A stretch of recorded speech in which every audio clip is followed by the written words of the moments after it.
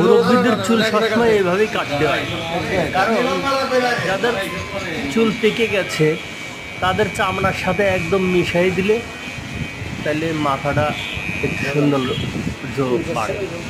তাই আমি রেজুল ভাই আপনাদের দোয়াই খুব ভালোই আছি। মাঝে মাঝে পান খাইতে জিভে পুড়া যায়, কিছু করবার পারি নাই। বাড়ি যাব বলে অনেক টেনশনে আছি, টাকা পয়সা নাই, কীভাবে বাড়ি যাবো এই বৃষ্টির দিনে। যাই হোক, খুব কষ্ট করে কামাইতেছি। আর আপনারা আমাদের বেশি বেশি সাপোর্ট করবেন, আর ভালো লাগলে এটা লাইক করে দিবেন, চ্যানেলটা সাবস্ক্রাইব করে দেবেন। ওকে, আসসালামু আলাইকুম।